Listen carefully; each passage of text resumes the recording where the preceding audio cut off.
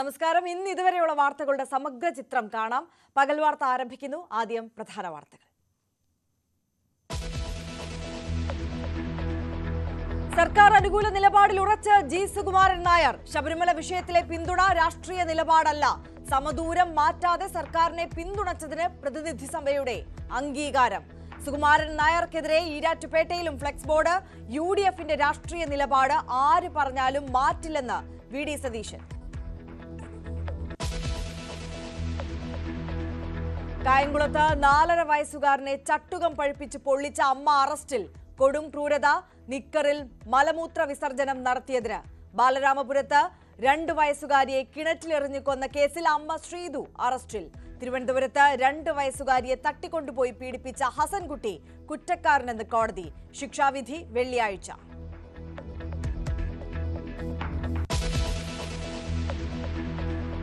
ബിന്ദു പത്മനാഭൻ കൊലക്കേസിൽ ക്രൈംബ്രാഞ്ചിന്റെ നിർണായക നീക്കം. സെബാസ്റ്റ്യനെ പള്ളിപ്പുറത്തെ വീട്ടിലെത്തിച്ച് തെളിവെടുക്കുന്നു. കസ്റ്റഡി കാലാവധി 6 ദിവസം.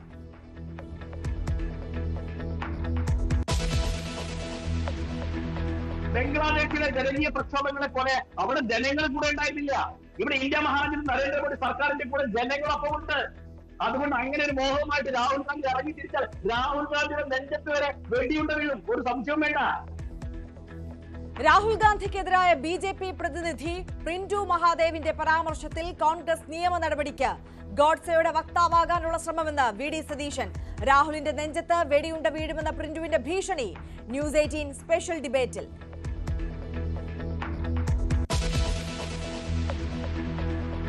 ഭൂട്ടാൻ വാഹനക്കടത്ത് കേസിൽ കേരള പോലീസിന്റെ സഹായം തേടി കസ്റ്റംസ്. ADGPക്ക് കസ്റ്റംസ് പ്രിവന്റീവ് വിഭാഗം കമ്മീഷണറുടെ കത്ത്. മൂവാറ്റുപുഴ സ്വദേശി മാഹിൻ അൻസാരിയുടെ മൊഴിയിൽ ഇടനിലക്കാരെ കുറിച്ച് സൂചന.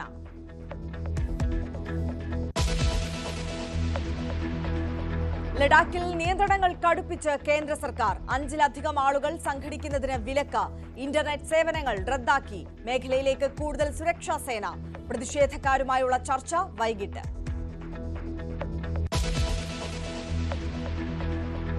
ഏഷ്യാകപ്പിലെ ചരിത്ര ഫൈനൽ നാളെ. ഇന്ത്യ പാക് ഫൈനൽ പോരാട്ടം കാത്ത് ആരാധകർ. അവസാന സൂപ്പർ 4 മത്സരത്തിൽ ശ്രീലങ്കയെ മറികടന്നത് സൂപ്പർ ഓവറിൽ.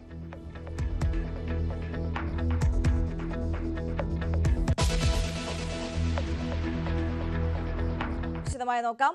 സർക്കാരിനുള്ള പിന്തുണയിൽ ഉറച്ച NSS general secretary G Sukumaran Nair. Sabarimala വിഷയത്തിൽ സർക്കാരിനുള്ള പിന്തുണ രാഷ്ട്രീയ നിലപാടല്ലെന്നും പ്രതിനിധി സഭാ യോഗത്തിന് ശേഷം സുകുമാരൻ നായർ പറഞ്ഞു. സമദൂരത്തിൽ നിന്നുകൊണ്ട് തന്നെ സർക്കാരിനെ പിന്തുണയ്ക്കാനുള്ള കാരണങ്ങൾ പ്രതിനിധി സഭാ യോഗത്തിൽ ജനറൽ സെക്രട്ടറി വിശദീകരിച്ചു. രാഷ്ട്രീയമായിട്ട് യാതൊരു ബന്ധമില്ലെന്ന് ഇതൊരു നിലപാടാണ്. ഇത് മന്നത്ത് പത്മനാഭനെടുത്ത നിലപാടാണ്. അതിന്നും ഞങ്ങൾ തുടരുന്നു എന്നുള്ളൂ. ഞങ്ങൾക്ക് രാഷ്ട്രീയം ഇല്ല ഇക്കാര്യത്തിൽ. സമദൂരത്തിൽ എവിടെയാണ് നമുക്കൊരു മാറ്റം വന്നിരിക്കുന്നത്? സർക്കാരിന്റെ ഒരു പിന്തുണ ഇല്ല. ആഗോള അയ്യപ്പ സംഗമത്തിലേക്ക് സർക്കാർ പങ്കെടുക്കുകയും സർക്കാരിന് വലിയ ആശ്വാസമാവുകയും ചെയ്തു. അപ്പൊ അത് രാഷ്ട്രീയ നിലപാട് മാറ്റമായി കാണുന്നു. അത് നിങ്ങൾ വ്യാഖ്യാനിച്ചു, ഞങ്ങൾ വ്യാഖ്യാനിക്കുന്നില്ല. ഞങ്ങൾ ഈ വിഷയത്തെ സംബന്ധിച്ച് മാത്രമേ പറയുന്നു. ബാക്കിയുള്ള കാര്യങ്ങൾ 2 തെരഞ്ഞെടുപ്പുകൾ വരുന്നു. അവിടെ നമ്മൾ സമദൂര നിലപാട് തന്നെയാണ്. സമദൂര നിലപാടാണ്. ഈ രാഷ്ട്രീയത്തിന് ഞങ്ങൾ പറഞ്ഞല്ലോ, ഞങ്ങൾക്ക് രാഷ്ട്രീയം ഇല്ല. നമ്മൾ ആ സമദൂരം തുടരും. ഒരു രാഷ്ട്രീയ പാർട്ടിയുടെ കൂടെയും ഞങ്ങളില്ല. ഈ സമദൂരത്തിൽ നമുക്കൊരു ശരിദൂരം ഉണ്ടോ? ശരിദൂരം ഉണ്ട്. അതാണ് ഇപ്പൊ കാണിച്ചതാ. സുകുമാരൻ നായരുടെ നിലപാടിന് പ്രതിനിധി സഭ അംഗീകാരം നൽകി. പുതിയ നിലപാടിന്റെ പേരിൽ തെരഞ്ഞെടുപ്പിനെ മുതലെടുപ്പ് നടത്താൻ ആരെങ്കിലും ശ്രമിച്ചാൽ അംഗീകരിക്കില്ലെന്നും വിശ്വാസി പക്ഷത്താണ് NSS എന്നും അംഗങ്ങൾ നിലപാടെടുത്തു. ഈ നിലവിലെ ഈ വിഷയവുമായി ബന്ധപ്പെട്ട നിലപാടാണ്. അങ്ങനെ വിശ്വാസവുമായി ബന്ധപ്പെട്ട നിലപാടാണ്. അദ്ദേഹത്തിന് പൂർണ്ണ പിന്തുണ ഞങ്ങൾ പ്രഖ്യാപിച്ചിട്ടുണ്ട്. അത് സമുദായത്തിന്റെ തീരുമാനം എടുക്കാൻ അദ്ദേഹത്തെ ഞങ്ങൾ ചുമതലപ്പെടുത്തിയിട്ടുണ്ട്. NSSന്റെ നിലപാട് കൃത്യമായി പറഞ്ഞു. നിലപാടിലൊന്നും ഒരു വ്യത്യാസമില്ലാണ്ട് ഫലത്തിൽ സർക്കാരിനൊരു പിന്തുണയായിട്ടല്ലേ വരുന്നത്? അങ്ങനെയല്ലോ. NSSന്റെ നിലപാടിൽ ഒരു വ്യത്യാസം വരുത്തിയില്ല എന്നാ പറഞ്ഞു. അല്ല, അത് ശബരിമല വിഷയത്തിലല്ലേ. ശബരിമല വിഷയത്തിൽ അങ്ങനെ തന്നെ. അതേസമയം NSSന്റെയും SNDPയെയും തള്ളി പ്രതിപക്ഷ നേതാവ് VD സതീശൻ രംഗത്തെത്തി. ഇരു സമുദായങ്ങളുടെയും നിലപാടിൽ ആശങ്കയില്ലെന്നും അവർക്ക് അവരുടെ നിലപാടുമായി മുന്നോട്ട് പോകാമെന്നും സതീശൻ പ്രതികരിച്ചു. അതിനിടെ വി ഡി സതീശന്റെ നിലപാടിനെ തള്ളിയും സുകുമാരൻ നായരെ പിന്തുണച്ചും കോൺഗ്രസ് ജനപ്രതിനിധികളും രംഗത്തെത്തി. ജില്ലാ പഞ്ചായത്ത് അംഗം രാധ വി നായർ, കോട്ടയം നഗരസഭ വൈസ് ചെയർമാൻ ഗോപകുമാർ തുടങ്ങിയവരാണ് NSS നിലപാടിനൊപ്പം രംഗത്ത് വന്നത്. ഞങ്ങളുടെ പൊളിറ്റിക്കൽ ഡിസിഷനാണ്, രാഷ്ട്രീയ തീരുമാനമാണ്. ഇവരുടെ കപട ഭക്തി കാണിക്കുന്ന ഈ അയ്യപ്പ സംഘവുമായിട്ട് ഞങ്ങൾ ഒരു കാരണവശാലും സഹകരിക്കില്ല. ഞങ്ങൾ ന്യൂനപക്ഷ വർഗീയതയ്ക്കും ഭൂരിപക്ഷ വർഗീയതയ്ക്കും എതിരാണ്. ഞങ്ങൾ ഒരു പ്രീണന നയം ഞങ്ങളുടേതില്ല. അപ്പോൾ ഇപ്പോൾ കേരളത്തിലെ CPM ആ പ്രീണന നയവുമായി പോവുകയാണ്. ഇപ്പോൾ അവരുടെ ഭൂരിപക്ഷ വർഗീയതയാണ് അവർ പ്രോത്സാഹിപ്പിക്കുന്നത്. ഇതിനു മുമ്പ് ന്യൂനപക്ഷ വർഗീയതയാണ് പ്രോത്സാഹിപ്പിക്കുന്നത്. ഞങ്ങൾ ഇതിനെ രണ്ടിനെയും പ്രോത്സാഹിപ്പിക്കില്ല. ഉറച്ച മതേതര നിലപാടുമായി കേരളത്തിലെ UDF മുന്നോട്ട് പോകും. അവരുടെ നിലപാട് അവർക്കെടുക്കാം. അതൊരു സമുദായ സംഘടനയാണ്, അവർക്ക് അതിനുള്ള പൂർണ്ണ സ്വാതന്ത്ര്യമുണ്ട്. ഞങ്ങൾ അവരെടുക്കുന്ന നിലപാടിനെ പറ്റി പരാതി പറഞ്ഞിട്ടില്ല, ആരോപണം ഉന്നയിച്ചിട്ടില്ല, ആക്ഷേപം ഉന്നയിച്ചിട്ടില്ല. അവർക്കെല്ലാം ഇഷ്ടംപോലെ ആളുകൾ പോയി, ചിലർ പോയില്ല. ബ്രാഹ്മണ സഭ പോയില്ല, യോഗക്ഷേമ സഭ പങ്കെടുത്തില്ല. അതൊക്കെ ഓരോ സംഘടനയുടെ തീരുമാനമാണ്. അതിന് NSS എന്ത് തീരുമാനം എടുക്കണമെന്ന് ഞങ്ങളല്ലല്ലോ പറയുന്നത്. ജി ശ്രീജിത്ത് കൂടുതൽ വിവരങ്ങളുമായി നമുക്കൊപ്പം ചേരുകയാണ്. ശ്രീജിത്ത്, NSSന്റെ രാഷ്ട്രീയ നിലപാട് സമദൂരം തന്നെ എന്ന് പറയുന്നു ജി സുകുമാരൻ നായർ. പക്ഷേ സർക്കാരിനെ അനുകൂലിക്കുന്നുണ്ട് ആഗോള അയ്യപ്പ സംഗമവുമായി ബന്ധപ്പെട്ട നിലപാടിലും നടപടിയിലും. NSSന്റെ സമദൂരം നിലപാട് ശരിദൂരമാണെന്നും അദ്ദേഹം പറഞ്ഞു വെക്കുന്നു. എന്താണ് വായിച്ചെടുക്കേണ്ടത് നമ്മൾ?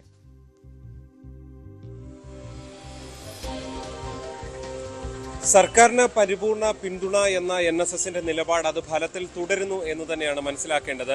അത് ഇന്ന് ചങ്ങനാശ്ശേരിയിൽ പെരുന്നയിൽ ചേർന്ന നായർ പ്രതിനിധി സഭകളും സഭാംഗങ്ങളും അതിന് പരിപൂർണ പിന്തുണയുമായി രംഗത്തെത്തി എന്നുള്ളതാണ്. അതായത് പലയിടത്തും പല ഫ്ലെക്സ് ബോർഡുകൾ, ചില കണയന്നൂർ കരയോഗാംഗങ്ങളുടെ പ്രതിഷേധങ്ങൾ, അങ്ങനെ ചിലയിടത്തു നിന്ന് ഉയർന്നു വന്ന പ്രതിഷേധങ്ങൾ മാറ്റി നിർത്തിയാൽ അതിനെയും പരിപൂർണമായും തള്ളുകയാണ് ജി സുകുമാരൻ നായർ ചെയ്യുന്നത്. അതൊക്കെ തനിക്ക് പബ്ലിസിറ്റി ഉണ്ടായിക്കൊള്ളട്ടെ അതുമൂലം എന്ന് മാത്രം അദ്ദേഹം പറയുകയാണ്. സുകുമാരൻ നായർ ഒന്നുകൂടി വളരെ കൃത്യമായി പറയുന്നത്, ഇതൊരു രാഷ്ട്രീയ പൊളിറ്റിക്കൽ നിലപാടാണെങ്കിൽ പോലും ഏതെങ്കിലും ഒരു രാഷ്ട്രീയ പാർട്ടിക്കൊപ്പമല്ല തങ്ങൾ എന്നുകൂടി പറയുകയാണ്. അതായത് ഇത് വെച്ച് തെരഞ്ഞെടുപ്പിൽ ആരെങ്കിലും മുതലെടുക്കാൻ ശ്രമിച്ചാൽ അത് അംഗീകരിക്കില്ല എന്ന യോഗത്തിൽ പറഞ്ഞ സുകുമാരൻ നായർ പുറത്തു വന്ന് പറഞ്ഞത് ഇതൊരു രാഷ്ട്രീയ നിലപാടാണ്, പക്ഷേ അതേതെങ്കിലും പാർട്ടിക്കൊപ്പമല്ല. അതായത് സർക്കാർ ശബരിമല വിഷയത്തിൽ ഒരു നിലപാടെടുത്തു, അതിനൊപ്പം നിൽക്കുകയാണ്, വിശ്വാസികൾക്കൊപ്പം എന്നുള്ളതാണ് NSSന്റെ എക്കാലത്തെയും നിലപാട്. ഇപ്പോൾ സർക്കാർ ആ നിലപാടിലേക്ക് എത്തിയിരിക്കുന്നു ശബരിമല വിഷയത്തിൽ. അതുകൊണ്ട് ഫലത്തിൽ സർക്കാരിനെ പിന്തുണയ്ക്കുന്നു. ഇത് LDF എന്നോ UDF എന്നോ ഇല്ല, സർക്കാരിനെ പിന്തുണയ്ക്കുകയാണ് എന്നാണ് സുകുമാരൻ നായർ വ്യക്തമാക്കുന്നത്. എന്തായാലും കോൺഗ്രസിനടക്കം ഒരു തിരിച്ചടിയുള്ളത്, ഇതിൽ പങ്കെടുത്ത കോൺഗ്രസിന്റെ പ്രതിനിധി സഭാ അംഗങ്ങൾ അടക്കം രാധാ വി നായർ ജില്ലാ പഞ്ചായത്ത് അംഗമാണ്, ഒപ്പം തന്നെ കോട്ടയം നഗരസഭ വൈസ് ചെയർമാൻ ഗോപകുമാർ ഉൾപ്പെടെയുള്ളവർ NSSനൊപ്പമാണ്, സമുദായത്തിനൊപ്പമാണ് തങ്ങൾ എന്ന നിലപാട് പറയുന്നത്. അവർ കോൺഗ്രസിനെ തള്ളിപ്പറയുന്നില്ല, പക്ഷേ ഫലത്തിൽ അത് കോൺഗ്രസിനെ തള്ളിപ്പറയുന്ന ഒരു നിലപാടായി കൂടി മാറുന്നു എന്നതാണ് യാഥാർത്ഥ്യം. എന്തായാലും വെള്ളാപ്പള്ളി നടേശൻ ഉൾപ്പെടെ ഇക്കാര്യത്തിൽ പിന്തുണ അറിയിച്ചു, അതിനെയും അദ്ദേഹം സ്വാഗതം ചെയ്യുന്നു യോഗത്തിൽ എന്നുള്ളതാണ് ഏറ്റവും ശ്രദ്ധേയമായിട്ടുള്ളത്. ഈ വിഷയം പറയാൻ ഒരു സംഘടനാ നേതാക്കളും കോൺഗ്രസോ അല്ലെങ്കിൽ BJPയുടെ ഒന്നും ആരും വരണ്ട, അല്ലാതെ ആളുകൾക്ക് സ്വാഗതമുണ്ട്. പക്ഷേ ഈ വിഷയവുമായി ആരും ഇനി ഇങ്ങോട്ട് വരണ്ട, NSSന് ഇക്കാര്യത്തിൽ സുചിന്തിതമായ നിലപാടാണ് ഉള്ളത് എന്ന് സുകുമാരൻ നായർ അവസാനം പറഞ്ഞു വെക്കുകയാണ്. അതായത് ഇനിയൊരു അനുനയ ശ്രമങ്ങൾക്കും സാധ്യതയില്ല എന്നുകൂടി സുകുമാരൻ നായർ പറഞ്ഞു പോകുന്നു എന്നുള്ളതാണ് ഇതിൽ നമ്മൾ എടുത്ത് കാണാനുള്ളത്. എന്തായാലും രാഷ്ട്രീയമായ ഫലത്തിൽ നമ്മൾ നോക്കിക്കാണിക്കുമ്പോൾ സമദൂരത്തിലെ ശരിദൂരം എന്ന കുറച്ചു കാലം മുമ്പ് NSS നിലപാടെടുത്തിരിക്കുന്നു. അതായത് അതൊരു രാഷ്ട്രീയ പാർട്ടിയെ ഫലത്തിൽ UDFനെയൊക്കെ പിന്തുണച്ചുകൊണ്ടാണെങ്കിൽ ഇപ്പോൾ അത് ഫലത്തിൽ രാഷ്ട്രീയമായി വായിക്കുമ്പോൾ അതിൻ്റെ ഗുണം കിട്ടുക LDFനാണ് എന്ന കാര്യത്തിൽ സംശയമില്ല. അത് തുടരുന്നു. അത് കേവലം വ്യക്തിപരമായ സുകുമാരൻ നായരുടെ പ്രതികരണമല്ല എന്നുകൂടി കാണിക്കാനാണ്. മറ്റംഗങ്ങൾ സാധാരണ ഇങ്ങനെ വന്ന് പ്രതികരിക്കുന്ന രീതിയില്ല, ഇവിടെ പ്രതികരിച്ചതിന് പിന്നിലും സുകുമാരൻ നായർ ഒറ്റയ്ക്കല്ല എന്ന് വ്യക്തമാക്കുകയാണ്. ഫലത്തിൽ എന്തായാലും UDFന് വലിയ തിരിച്ചടി, ഒപ്പം തന്നെ വാക്ക് പാലിക്കാത്തവരാണ് BJP എന്ന് ചൂണ്ടിക്കാണിച്ചുകൊണ്ട് BJPക്കും ഇതിൽ രാഷ്ട്രീയമായൊരു തിരിച്ചടി ഉണ്ട് എന്ന കാര്യത്തിൽ സംശയമില്ല. അവിടെ LDFന് നേട്ടമായി മാറുകയും ചെയ്യുന്നു NSSന്റെ നിലപാട്. ശ്രീജിത്ത്, ഒരു കാര്യം കൂടി, അതായത് ഇപ്പോൾ ശ്രീജിത്ത് സൂചിപ്പിച്ചതുപോലെ തന്നെ UDF-നും കോൺഗ്രസിനും ഇതൊരു തിരിച്ചടി തന്നെയാണ് അക്ഷരാർത്ഥത്തിൽ പറയുകയാണെന്നുണ്ടെങ്കിൽ. പക്ഷേ ആശങ്കയില്ല എന്നുള്ള ഒരു നിലപാടുമായിട്ടാണ് പ്രതിപക്ഷ നേതാവ് അല്പസമയം മുമ്പ് മാധ്യമങ്ങളെ കണ്ടത്. നമ്മളത് കേട്ടതാണ് അദ്ദേഹത്തിന്റെ വാക്കുകൾ. പക്ഷേ അതിനിടെ ഈ VD സതീശനെ തള്ളിക്കൊണ്ട് കോൺഗ്രസിന്റെ മറ്റ് ജനപ്രതിനിധികളൊക്കെ കോട്ടയത്ത് രംഗത്ത് വരുന്ന കാഴ്ച കൂടി നമ്മൾ കണ്ടല്ലോ.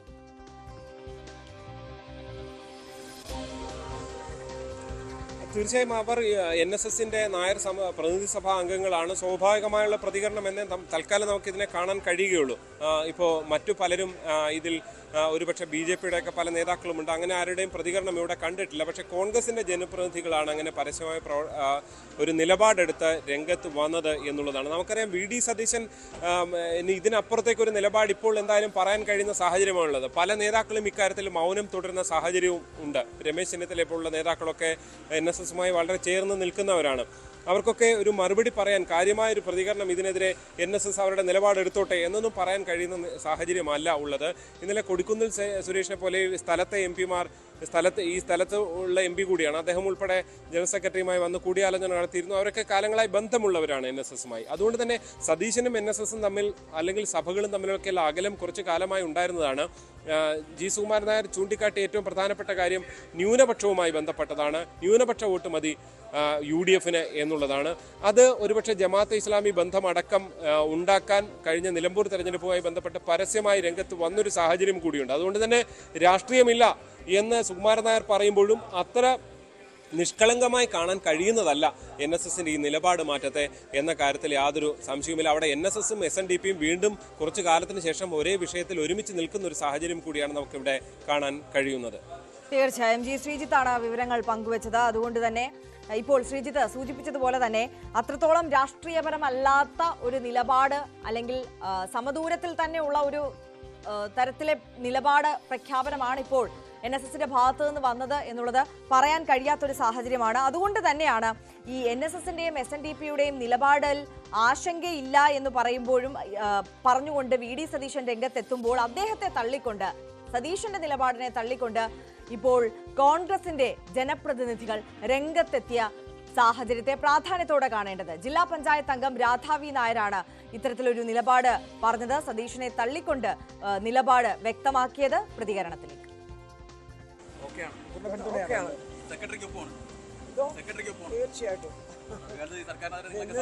രാഷ്ട്രീയക്കാരത്തെയാണ് ഞാൻ, പക്ഷേ സമുദായത്തിന്റെ നിലപാട്, സമുദായത്തിന്റെ ശക്തമായ നിലപാട്. അതെ, അല്ല അങ്ങനെയല്ല. ഞാൻ വിശ്വസിക്കുന്ന NSS എന്ന് പറയുന്നത് എൻ്റെ ജീവാത്മാവാണ്. രാഷ്ട്രീയത്തിലുണ്ട്. ഞാൻ രാഷ്ട്രീയക്കാരി, അറിയാലോ നിങ്ങൾക്കൊക്കെ. ആചാര സംരക്ഷണത്തിന് വേണ്ടിയാണ് ഇപ്പോഴത്തെ നിലപാട്, അത് രാഷ്ട്രീയ നിലപാടാണോ? ആചാരത്തിന്റെ നിലപാടാണ്, ആചാരത്തിന്റെ നിലപാട്. അനുകൂലമായി വരുമോ? എന്തോ LDF അനുകൂല നിലപാട് തെരഞ്ഞെടുപ്പിൽ ബാധിക്കില്ലേ? കോൺഗ്രസ് രാഷ്ട്രീയം കളിച്ചു പറയുന്നുണ്ട്. കോൺഗ്രസ് രാഷ്ട്രീയം കളിച്ചു എന്ന് അദ്ദേഹം പറയുന്നുണ്ടല്ലോ. അതിപ്പം എന്തോ സാഹചര്യത്തിന്റെ കൊണ്ട് പറഞ്ഞതായിരിക്കാം. നടന്നതായിട്ട് പകത്തുള്ള ആളല്ലേ? ഒന്നുമില്ല, അങ്ങനെയൊന്നും ഉണ്ടായിട്ടില്ല. അതേസമയം G. സുകുമാരൻ നായർക്കെതിരെ വീണ്ടും ഫ്ലെക്സ് ബോർഡ് പ്രത്യക്ഷപ്പെട്ടു. ഈരാറ്റുപേട്ട ചേലുള്ള NSS കരയോഗം കമ്മിറ്റി ഓഫീസിന് സമീപമാണ് ബോർഡ് പ്രത്യക്ഷപ്പെട്ടത്. സുകുമാരൻ നായർ രാജിവെക്കണമെന്നാണ് ഫ്ലെക്സിൽ ആവശ്യപ്പെട്ടിരിക്കുന്നത്. സുകുമാരൻ നായർ പിണറായി വിജയന് പാദസേവ ചെയ്യുകയാണെന്ന് ഫ്ലെക്സിൽ പറയുന്നു. NSS general secretary G. Sukumaran നായർക്കെതിരെ കോട്ടയം ചെന്നാട് കെട്ടിയ ഫ്ലെക്സ് പിന്നീട് അഴിച്ചുമാറ്റി. കരയോഗം ഭാരവാഹികൾ തന്നെയാണ് അഴിച്ചുമാറ്റിയത്. സുകുമാരൻ നായരുടെ നിലപാടിനോട് വിയോജിപ്പുണ്ടെന്നും എന്നാൽ കരയോഗം കെട്ടിടത്തിൽ ഫ്ലെക്സ് കെട്ടുന്നതിനോട് യോജിപ്പില്ലെന്നും അംഗങ്ങൾ വ്യക്തമാക്കി. നിലപാടുകളോട് അനുഭാവമില്ലെങ്കിലും കെട്ടിടത്തിൽ കെട്ടിയതിനോട് ഞങ്ങൾ വിയോജിക്കുന്നു. അതുകൊണ്ടാണ് അഴിച്ചു മാറ്റിയത്. എല്ലാവരും പല പല ഞങ്ങളുടെ അറിവോട് കൂടിയൊന്നും അല്ല ഇത് കിട്ടിയിരിക്കുന്നത് നിലപാടുകൾ. ശബരിമല വിഷയത്തിൽ കോൺഗ്രസിനെതിരായ NSSന്റെ കടുത്ത വിമർശനങ്ങൾക്കിടെ രാഷ്ട്രീയ വിശദീകരണ യോഗം നടത്താൻ UDF. പ്രതിപക്ഷ നേതാവ് VD സതീശൻ ഉൾപ്പെടെയുള്ള UDF നേതാക്കൾ പങ്കെടുക്കുന്ന യോഗം ഇന്ന് ഉച്ചയ്ക്ക് ശേഷം കോട്ടയത്ത് നടക്കും.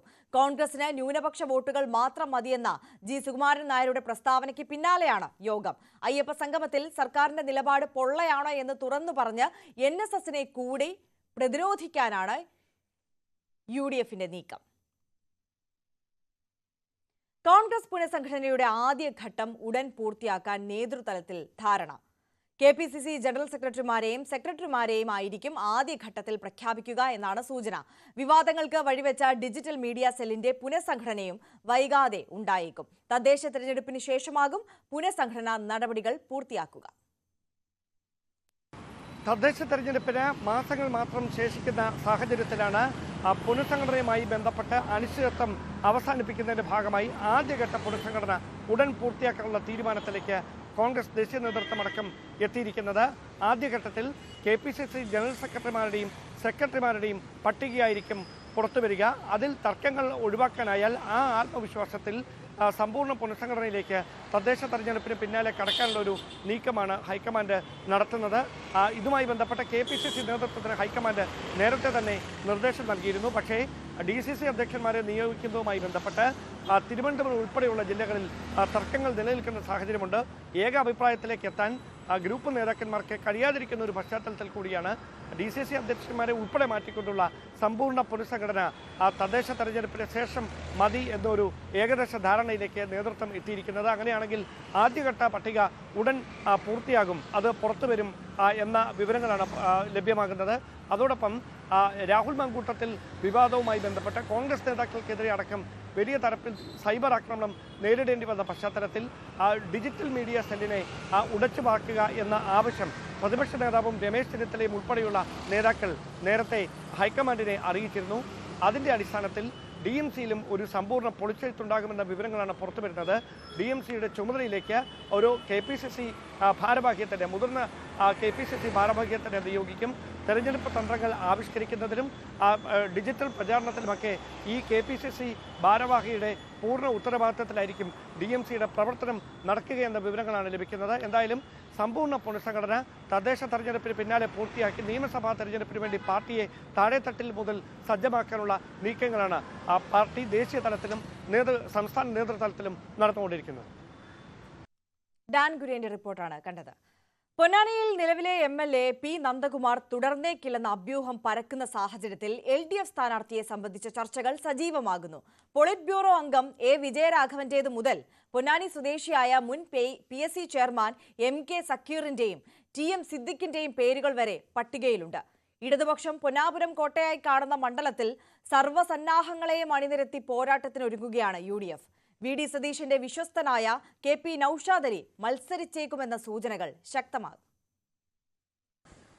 2006 മുതൽ ഇടതുപക്ഷത്തിന്റെ പൊന്നാപുരം കോട്ട പോലെയാണ് പൊന്നാനി. ഓരോ തവണയും ഇടതുപക്ഷത്തിനെ മാത്രം ജയിപ്പിക്കുന്ന മണ്ഡലം, 4 തവണ ഭൂരിപക്ഷം വർദ്ധിപ്പിച്ചു കൊടുത്ത മണ്ഡലം. അതുകൊണ്ട് തന്നെ പൊന്നാനിയിൽ ഇടതുപക്ഷത്തിന് വലിയ പ്രതീക്ഷയാണുള്ളത്. രണ്ടാം അംഗത്തിന് നിലവിലെ MLA P. നന്ദകുമാർ തയ്യാറായേക്കില്ല എന്ന അഭ്യൂഹം ശക്തമായിരിക്കുകയാണ്. ഇനി ആര് എന്ന ചോദ്യം ഉയരുന്നത്. ഇടതുപക്ഷത്തിൻ്റെ മുതിർന്ന നേതാക്കളുടെ പേരും പൊന്നാനിക്കാരായിട്ടുള്ള പ്രാദേശിക നേതാക്കളുടെ പേരും ചർച്ചകളിൽ സജീവമായി ഉയരുന്നുണ്ട്. A. വിജയരാഘവനും M. സ്വരാജും പരിഗണനാ പട്ടികയിലാണ്. അതുപോലെ തന്നെ PSC മുൻ ചെയർമാനായ MK സക്കീർ, പൊന്നാനിയിലെ തന്നെ മുതിർന്ന നേതാവായ TM സിദ്ദിഖ്, ഖലീമുദ്ദീൻ തുടങ്ങിയവരും സാധ്യത ഉള്ളവർ തന്നെയാണ് ഈ മണ്ഡലത്തിൽ മത്സരിക്കുവാൻ. നന്ദകുമാർ മത്സരിക്കാൻ തയ്യാറായില്ലെങ്കിൽ, അല്ലെങ്കിൽ നന്ദകുമാറിന് പകരം മറ്റൊരാൾ മത്സരിക്കേണ്ടി വരികയാണെങ്കിൽ ആരാകുമെന്ന ചോദ്യത്തിന് ഈ പേരുകളിൽ ഒരാൾ തന്നെയാണ് മത്സരിക്കാൻ സാധ്യത.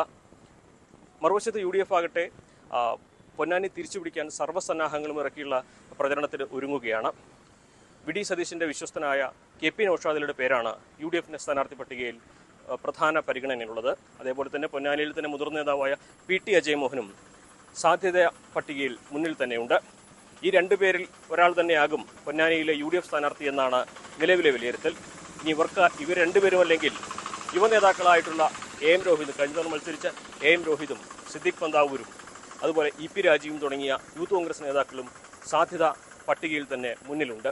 എന്തുതന്നെയാണെങ്കിലും UDFനെ സംബന്ധിച്ച് പൊന്നാനി തിരിച്ചുപിടിക്കുക അത്ര എളുപ്പമുള്ള കാര്യമല്ല. കാരണം കഴിഞ്ഞ 4 തവണ അവർക്ക് നഷ്ടമായ മണ്ഡലമാണ്. പക്ഷേ മണ്ഡലത്തിൻ്റെ ഒരു സ്വഭാവം വെച്ച് അത് അസാധ്യമായ ഒന്നല്ല എന്നാണ് UDF വിലയിരുത്തുന്നത്. പ്രത്യേകിച്ച് ലോക്സഭാ തെരഞ്ഞെടുപ്പിലെ കണക്കുകളും കാര്യങ്ങളും ഒക്കെ UDFന് പ്രതീക്ഷ നൽകുന്നത്. പക്ഷേ രണ്ടും ലോക്സഭയിലേക്കും നിയമസഭയിലേക്കും 2 പാറ്റേണാണ് വോട്ടെടുപ്പ് എന്നതുകൊണ്ട് തന്നെ ഇടതുപക്ഷം അത് ആശങ്കപ്പെടുന്നില്ല. എന്തിനാണെങ്കിലും പി നന്ദകുമാർ മത്സരിക്കുമോ ഇല്ലയോ എന്നുള്ളതാണ് ഇതിൽ പ്രധാനപ്പെട്ട ഒരു കാര്യം. അദ്ദേഹം മത്സരിച്ചില്ലെങ്കിൽ ഒരുപക്ഷെ CPMന്റെ സംസ്ഥാനത്തെ തന്നെ ഏറ്റവും മുതിർന്ന നേതാക്കളിൽ ഒരാളായ എ വിജയരാഘവനോ അല്ലെങ്കിൽ എം സ്വരാജോ മത്സരിക്കാൻ സാധ്യതയുണ്ട്. ഇനി ഇവരല്ലെങ്കിൽ MK സക്കീറോ TM സിദ്ദിഖോ പൊന്നാനിയിൽ മത്സരിക്കുമെന്നാണ് വിലയിരുത്തൽ. മറുവശത്ത് VD സതീശന്റെ വിശ്വസ്തനായ KP നൗഷാദ് അലിയും പൊന്നാനിയിലെ തന്നെ മുതിർന്നതായ PT അജയ്മോഹനും സ്ഥാനാർത്ഥി പട്ടികയിൽ മത്സരരംഗത്താണുള്ളത്. മലപ്പുറത്ത് നിന്നും CB അനുമോദ്, ന്യൂസ് 18. ആലപ്പുഴ കായംകുളത്ത് 4.5 വയസ്സുകാരനെ ചട്ടുകം പഴിപ്പിച്ച് പൊള്ളിച്ച് അമ്മയുടെ കൊടും ക്രൂരത. കായംകുളം കണ്ടല്ലൂർ പുതിയ വിളയിലാണ് സംഭവം. കുട്ടി വസ്ത്രത്തിൽ മലമൂത്ര വിസർജനം നടത്തിയതാണ് പ്രകോപനം. സംഭവത്തിൽ അമ്മയെ കനകക്കുന്ന് പോലീസ് അറസ്റ്റ് ചെയ്തു. കായംകുളം പുതിയവിള സ്വദേശിയായ യുവതിയാണ് 4.5 വയസ്സുകാരനായ സ്വന്തം കുഞ്ഞിനോട് കൊടും ക്രൂരത കാണിച്ചത്.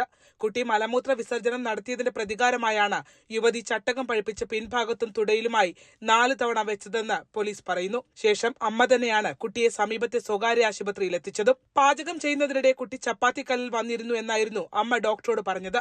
എന്നാൽ സംശയം തോന്നി ഡോക്ടർ വിവരം ചൈൽഡ് വെൽഫെയർ കമ്മിറ്റിയിലും പോലീസിലും അറിയിച്ചു. തുടർന്ന് കനകക്കുന്ന് പോലീസ് നടത്തിയ അന്വേഷണത്തിലാണ് അമ്മ തന്നെയാണ് ക്രൂരത കാണിച്ചതെന്ന് വ്യക്തമായത്. കുട്ടിയുടെ പിതാവിന്റെ അമ്മയാണ് കനകക്കുന്ന് പോലീസിൽ പരാതി നൽകിയത്.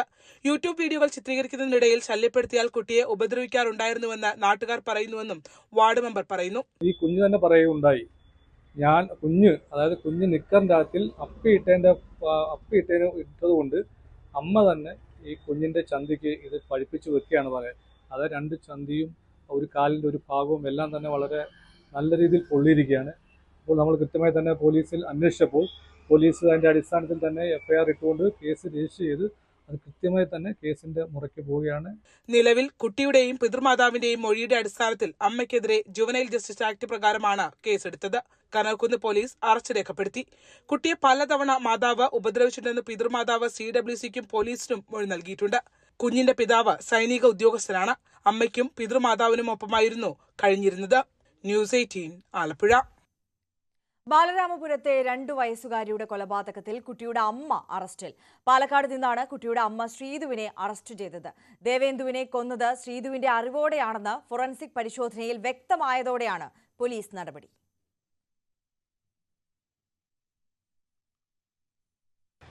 കഴിഞ്ഞ ജനുവരി 30 പുലർച്ചെയാണ് ബാലരാമപുരത്ത് 2.5 വയസ്സുകാരിയായ ദേവേന്ദുവിനെ കിണറ്റിൽ മരിച്ച നിലയിൽ കണ്ടെത്തിയത്. തുടർന്ന് പോലീസ് നടത്തിയ പ്രാഥമിക അന്വേഷണത്തിലാണ് കുട്ടിയുടെ അമ്മാവൻ ഹരികുമാറിനെ അറസ്റ്റ് ചെയ്തത്. ഹരികുമാറിനെ വിശദമായി ആദ്യഘട്ടത്തിൽ ചോദ്യം ചെയ്തപ്പോൾ താൻ തന്നെയാണ് കൊലപാതകം നടത്തിയത് എന്ന് അന്വേഷണ സംഘത്തോട് വ്യക്തമാക്കിയിരുന്നു. പക്ഷേ ഏതാനും നാളുകൾക്ക് ശേഷം ഈ മൊഴി ഇയാൾ മാറ്റിപ്പറയുകയും അമ്മയാണ്, അതായത് കുഞ്ഞിൻ്റെ അമ്മ ശ്രീധുവാണ് കൊലപാതകം നടത്തിയത്, തന്നെ ഇതിൽ പെടുത്തുകയായിരുന്നുവെന്ന് മൊഴി മാറ്റുകയും ചെയ്തു. അങ്ങനെ അന്വേഷണം തന്നെ ഒരു പ്രതിസന്ധി ഘട്ടത്തിലേക്ക് നീങ്ങുന്ന സാഹചര്യത്തിലാണ് ഇരുവരുടെയും, അതായത് ശ്രീധുവിൻ്റെയും സഹോദരനും കുഞ്ഞിൻ്റെ അമ്മാവനുമായ ഹരികുമാറിൻ്റെയും ഫോൺ വിവരങ്ങൾ വിശദമായി പരിശോധിക്കുന്നതിന് വേണ്ടി ഫോറൻസിക് പരിശോധനയ്ക്ക് വിധേയമാക്കിയത്. ആ ഫോറൻസിക് പരിശോധനയിലാണ് ഇരുവരുടെയും ഡിലീറ്റായ വാട്സാപ്പ് ചാറ്റുകളടക്കം അന്വേഷണ സംഘം വീണ്ടെടുത്തത്. അങ്ങനെയാണ് കൃത്യമായ ആസൂത്രണത്തോടെയാണ് ദേവേന്ദുവിൻ്റെ കൊലപാതകം നടന്നിരിക്കുന്നു എന്നത് ഉറപ്പിക്കുന്നത്. അതിൽ ശ്രീധുവിന് കൃത്യമായ പങ്കുണ്ടെന്നും കൂടി ഈ ചാറ്റുകളിൽ നിന്ന് അന്വേഷണ ഉദ്യോഗസ്ഥർക്ക് വ്യക്തമായി. അങ്ങനെയാണ് ക്രൈംബ്രാഞ്ചിൻ്റെ പ്രത്യേക അന്വേഷണ സംഘം പാലക്കാട് നിന്ന് ശ്രീധുവിനെ അറസ്റ്റ് ചെയ്തിരിക്കുന്നത്. വിശദമായി ചോദ്യം ചെയ്യുന്നതിലൂടെ എന്തിനു വേണ്ടിയിട്ടാണ് ഈ കൊലപാതകം നടത്തിയത് എന്ന കാര്യത്തിൽ കൃത്യമായൊരു വ്യക്തത കൈവരുമെന്ന പ്രതീക്ഷയിലാണ് അന്വേഷണ സംഘം. ആദ്യം ഹരികുമാറിന് ശ്രീധുവിനോടുണ്ടായിരുന്ന വഴിവിട്ട അടുപ്പത്തിന് ഈ കുഞ്ഞ് തടസ്സമാകുന്നുവെന്ന് കണ്ടുകൊണ്ടാണ് കൊലപാതകം നടത്തിയത് എന്ന തരത്തിലുള്ള വിവരങ്ങളായിരുന്നു അന്വേഷണ സംഘത്തിന് ലഭിച്ചത്. പക്ഷേ ഇപ്പോൾ അങ്ങനെയല്ല. ഉദ്യോഗസ്ഥർ പറയുന്നത് മാനസിക വെല്ലുവിളി നേരിടുന്ന ആളാണ് ഹരികുമാർ. അതുകൊണ്ട് തന്നെ ഹരികുമാറിനെ ഉപയോഗിച്ചുകൊണ്ട് ശ്രീധു ഈ കൊലപാതകം ആസൂത്രണം ചെയ്യുകയായിരുന്നു. അതിന് പിന്നിൽ കൃത്യമായ കാരണങ്ങളുണ്ട്. ആ കാരണം കണ്ടെത്താൻ വിശദമായി ശ്രീധുവിനെയും ചോദ്യം ചെയ്യേണ്ടതുണ്ട്, കസ്റ്റഡിയിലെടുത്ത് ചോദ്യം ചെയ്യേണ്ടതുണ്ട് എന്നായിരുന്നു അന്വേഷണ സംഘം നേരത്തെ നൽകിയ സൂചന. എന്തായാലും അറസ്റ്റ് രേഖപ്പെടുത്തി ശ്രീധുവിനെ തലസ്ഥാനത്തേക്ക് എത്തിച്ച് വിശദമായി ചോദ്യം ചെയ്യലിന് വിധേയാക്കും. അങ്ങനെ ഈ കേസിൽ ഈ കുഞ്ഞിനെ സ്വന്തം അമ്മ തന്നെ കൊല്ലാനിടയായ കാരണത്തിന്റെ ദുരൂഹത മാറുമെന്ന നിഗമനത്തിലാണ് ക്രൈംബ്രാഞ്ച്. ഡാൻ കുര്യനാണ് വിവരങ്ങൾ നൽകിയത്. തിരുവനന്തപുരം ചാക്കയിൽ 2 വയസ്സുകാരിയെ തട്ടിക്കൊണ്ടുപോയി പീഡിപ്പിച്ച കേസിൽ പ്രതി ഹസൻകുട്ടി കുറ്റക്കാരനെന്ന് കോടതി. തിരുവനന്തപുരം പോക്സോ കോടതിയാണ് വിധി പ്രസ്താവിച്ചത്. ഒക്ടോബർ 3 വെള്ളിയാഴ്ചയാണ് ശിക്ഷാവിധി. ഇതര സംസ്ഥാന തൊഴിലാളികളായ മാതാപിതാക്കൾക്കൊപ്പം റോഡരികിൽ കിടന്നുറങ്ങുമ്പോഴാണ് കുട്ടിയെ തട്ടിക്കൊണ്ടുപോയി പീഡിപ്പിച്ചത്. കൊല്ലം സ്വദേശിയായ കബീർ എന്ന് വിളിക്കുന്ന ഹസൻകുട്ടിയാണ് പ്രതി. കഴിഞ്ഞ വർഷം ഫെബ്രുവരി 19 ചാക്കയിൽ നാടോടി ദമ്പതികളുടെ മകളെ തട്ടിക്കൊണ്ടുപോയത്. മാതാപിതാക്കൾക്കൊപ്പം ഉറങ്ങുകയായിരുന്ന കുട്ടിയെയാണ് ചാക്ക ബ്രഹ്മോസിന് സമീപത്ത് നിന്ന് അവരുടെ ടെന്റിൽ നിന്ന് പ്രതി തട്ടിക്കൊണ്ടുപോയി പീഡിപ്പിച്ച ശേഷം കുറ്റിക്കാട്ടിൽ ഉപേക്ഷിക്കുകയായിരുന്നു. കുട്ടി ഉറക്കെ കരഞ്ഞ് നിലവിളിച്ചതാണ് കുട്ടിയെ ഉപേക്ഷിക്കാൻ കാരണം. അന്ന് തന്നെ ബ്രഹ്മോസിലെ CCTV ദൃശ്യങ്ങൾ പരിശോധിച്ച് പോലീസ് പ്രതിയെ തിരിച്ചറിഞ്ഞിരുന്നു. ഇയാൾ കുട്ടിയെ ഉപേക്ഷിച്ച കുട്ടിയെ പിന്നീട് കുറ്റിക്കാട്ടിൽ നിന്ന് കണ്ടെത്തുകയും ചെയ്തു. നിരവധി പോക്സോ കേസുകളിൽ പ്രതിയാണ് ഹസൻകുട്ടി. ഇയാൾ ഈ കേസിൽ പിടിയിലാകുന്നതിന് മുമ്പ്, കുട്ടിയെ പീഡിപ്പിക്കുന്നതിന് മുമ്പ്, ആഴ്ചകൾക്ക് മുമ്പ് പരവൂരിൽ മറ്റൊരു കേസിൽ ജയിലിൽ നിന്ന് ജാമ്യത്തിൽ ഇറങ്ങിയ ശേഷമാണ് ആലപ്പുഴയിലേക്ക് പോകുന്നത്. ഹോട്ടലിൽ ജോലി ചെയ്തു. അവിടെ നിന്ന് മടങ്ങിയെത്തിയാണ് ഈ ചാക്കയിലെത്തുകയും ഈ കുട്ടിയെ പീഡിപ്പിക്കുകയും ചെയ്തത്. ഇയാൾ സമാനമായ കുറ്റകൃത്യങ്ങൾ നേരത്തെയും ഉൾപ്പെട്ടിട്ടുള്ള ആളാണ്. പ്രതി പിന്നീട് ഇവിടെ നിന്ന് രക്ഷപ്പെട്ട് പടലിയിലേക്ക് പോവുകയും ആളെ തിരിച്ചറിയാതിരിക്കാൻ വേണ്ടി മുടി തല പൂർണ്ണമായും മുട്ടയടിക്കുകയും മുണ്ടനം ചെയ്യുകയും ചെയ്തിരുന്നു. അവിടെ നിന്ന് പോലീസ് ഇയാളെ കസ്റ്റഡിയിൽ എടുക്കുകയായിരുന്നു. കുട്ടി ഉറക്കെ കരഞ്ഞ് നിലവിളിക്കുമ്പോൾ കുട്ടിയെ വായ് പൊത്തിപ്പിടിച്ച് ഇയാൾ ശബ്ദം പുറത്തു വരാതിരിക്കാൻ ശ്രമിച്ചു. അതിൽ കുട്ടിയെ മരിച്ചു പോകുന്ന സാഹചര്യം കൂടി അതിലുണ്ടായിരുന്നു. ഭാഗ്യം കൊണ്ട് മാത്രമാണ് കുട്ടി രക്ഷപ്പെട്ടത്. കുട്ടി മരിച്ചെന്ന് കരുതി ഇയാൾ ഉപേക്ഷിച്ചു പോവുകയായിരുന്നു എന്നാണ് പോലീസിന്റെ കുറ്റപത്രത്തിൽ പറഞ്ഞത്. അതുകൊണ്ട് തന്നെ ഈ പ്രതിക്കെതിരെ വധശ്രമത്തിനും കേസെടുത്തിട്ടുണ്ട്. പരമാവധി ശിക്ഷ, ഇത്തരത്തിൽ കുട്ടികളെ പീഡിപ്പിക്കുന്ന ഒരു സ്ഥിരം കുറ്റവാളിക്ക് പരമാവധി ശിക്ഷ നൽകണമെന്ന വാദമാണ് പ്രോസിക്യൂഷൻ കോടതിയിൽ ഉന്നയിച്ചത്. ഇയാളുടെ ശിക്ഷാവിധി 3-ാം തീയതി, അടുത്ത മാസം 3-ാം തീയതി കോടതി പ്രഖ്യാപിക്കും. തിരുവനന്തപുരം പോക്സോ കോടതിയാണ് കേസ് പരിഗണിച്ചത്. സമാന കുറ്റകൃത്യത്തിൽ നേരത്തെയും ഏർപ്പെട്ടുള്ള ആളായതുകൊണ്ട് തന്നെ, നിരന്തരം ഇത്തരം കുറ്റകൃത്യങ്ങളിൽ ഉൾപ്പെടുന്ന ആളായതുകൊണ്ട് തന്നെ ഇയാൾക്ക് കടുത്ത ശിക്ഷ തന്നെ ലഭിക്കാനാണ് സാധ്യത. വി അരുണിന്റെ റിപ്പോർട്ടാണ് കണ്ടത്. രാഹുൽ ഗാന്ധിയുടെ നെഞ്ചത്ത് വെടിയുണ്ട വീഴുമെന്ന BJP പ്രതിനിധി പ്രിന്റു മഹാദേവിന്റെ ഭീഷണിക്കെതിരെ നിയമ നടപടിയുമായി കോൺഗ്രസ്. ന്യൂസ് 18 സ്പെഷ്യൽ ഡിബേറ്റിലായിരുന്നു പ്രിന്റുവിന്റെ പരാമർശം. ബംഗ്ലാദേശിലെ ജനകീയ പ്രക്ഷോഭങ്ങളെ പോലെ അവിടെ ജനങ്ങൾ കൂടെ ഉണ്ടായിരുന്നില്ല. ഇവിടെ ഇന്ത്യ മഹാരാജ്യത്ത് നരേന്ദ്രമോദി സർക്കാരിന്റെ കൂടെ ജനങ്ങളൊപ്പം ഉണ്ട്. അതുകൊണ്ട് അങ്ങനെ ഒരു മോഹവുമായിട്ട് രാഹുൽ ഗാന്ധി ഇറങ്ങി തിരിച്ചാൽ രാഹുൽ ഗാന്ധിയുടെ നെഞ്ചത്ത് വരെ വെടിയുണ്ട വീഴും. ഒരു സംശയവും വേണ്ട. നിങ്ങൾ അതെങ്ങനെ മനസ്സിലാക്കേണ്ട. അങ്ങനെ എൻസി കലാപം ഒരു ചുക്കും ഇന്ത്യ മഹാരാജ്യത്ത് സംഭവിക്കില്ല. അതിനെ അടിച്ചമർത്തി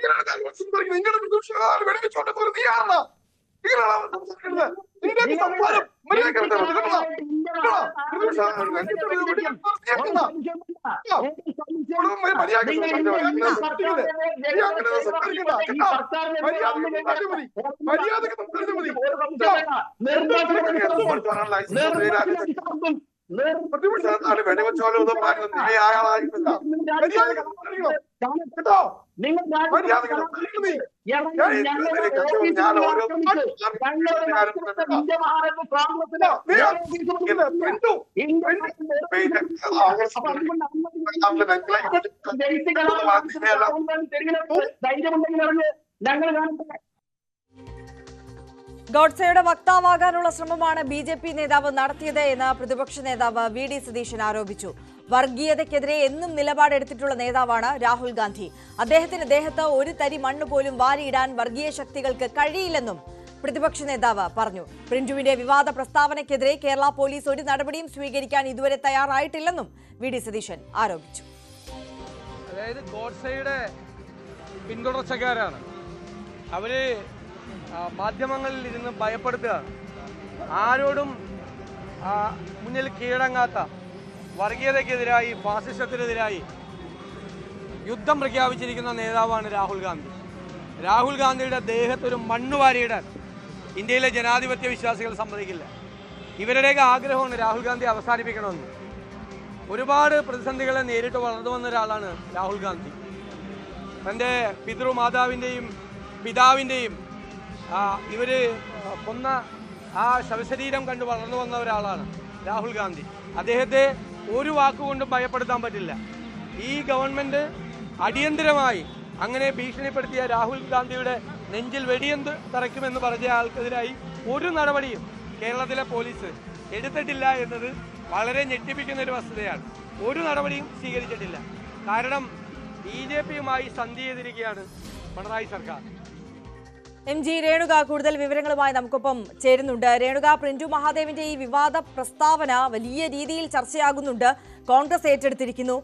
സ്വമേധയാ കേസെടുക്കേണ്ട നടപടിയായിട്ട് പോലും കേരള പോലീസ് നടപടി എടുത്തില്ല എന്ന വലിയ വിമർശനം പ്രതിപക്ഷ നേതാവ് ഇപ്പോൾ ഉയർത്തിയിട്ടുണ്ട്. ഏത് സാഹചര്യത്തിലായിരുന്നു രേണുക ഈ ചർച്ചയിൽ ഇത്തരത്തിലൊരു കൊലവിളി പ്രിന്റുവിന്റെ ഭാഗത്തു നിന്നുണ്ടായത്?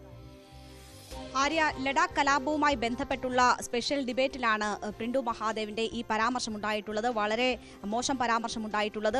രാഹുൽ ഗാന്ധിയെ കലാപത്തിന് ആഹ്വാനം ചെയ്യുന്ന ആളായി ചിത്രീകരിച്ചുകൊണ്ടായിരുന്നു അദ്ദേഹം തുടങ്ങിയത്. അതിനുശേഷം ഇത്തരം സമീപനങ്ങൾ തുടർന്നാൽ രാഹുലിന്റെ നെഞ്ചത്ത് വെടിയുണ്ട വീഴും എന്ന പരാമർശം പ്രിന്റു മഹാദേവിന്റെ ഭാഗത്തു നിന്നും ഉണ്ടാകുന്നു. കോൺഗ്രസ് പ്രതിനിധി റോണി കെ ബേബി ഉടൻ തന്നെ അതിനെതിരെ രംഗത്ത് വരുന്നുണ്ട്.